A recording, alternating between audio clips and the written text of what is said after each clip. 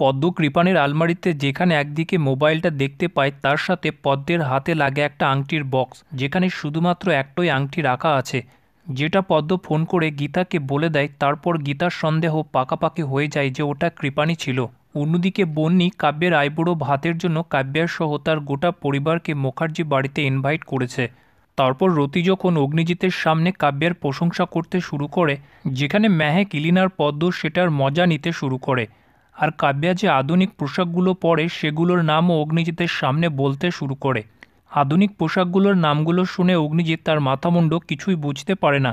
সাথে তারা চরমভাবে কাব্যের মজা নিতে থাকে আর অগ্নিজিতের সামনে কাব্যের যত রকমের বাজে অভ্যাস সবগুলো ব্যঙ্গ ভাষায় বলতে থাকে, যেগুলো একটা অগ্নিজিতের মাথায় ঢোকে না। কিন্তু তাদের কথাগুলো শুনে কাব্যের ভীষণ রাগ হতে থাকে। অগ্নিজিৎ কথাগুলো বুঝতে পারে না, তাই অগ্নিজিৎ বলে যে চমৎকার, কি মিষ্টি মেয়ে, এত সুন্দর অভ্যাস।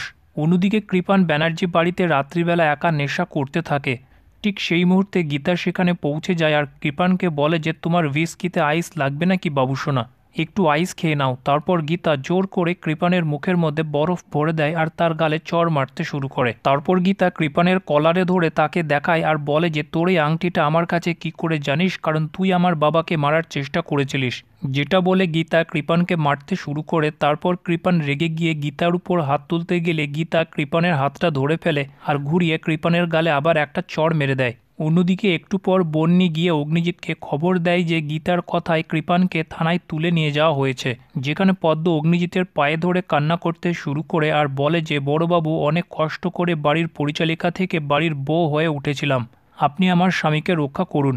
যেখানে গিনি পদ্মকে উস্কাতে শুরু করে আর বলে যে এবার তো তুই বুঝলি, তোর ওই গীতা বৌদি নিচের মতলব ছাড়া কিছুই বোঝে না। অন্যদিকে মেহেক ভীষণ রেগে যায় পদ্মের উপর আর পদ্মকে বলে যে একটা মেয়ে সারা সমাজের বিরুদ্ধে গিয়ে তোর কেস লড়ে তোকে বাঁচিয়েছিল, আর আজ তুই তার বিরুদ্ধে কমপ্লেন করতে এসেছিস, তাও আবার এই বাড়িতে, তোর লজ্জা বলতে কিছু আছে? অগ্নিজিৎ সবার সামনে ঘোষণা করে দেয় যে যে করে হোক পদ্মকে আমি কথা দিচ্ছি ওর স্বামীর রক্ষা আমি করব।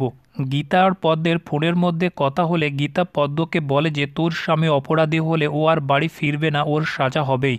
পদ্ম বলে আমি ওর সাজা হতে দেব না, তুমি কি করে নেবে? তারপর তারা দুজনেই একে অপরকে এটা নিয়ে চ্যালেঞ্জ করে দেয় আর দুজনেই বাজি ধরে যে তারা একে অপরকে হারাবেই।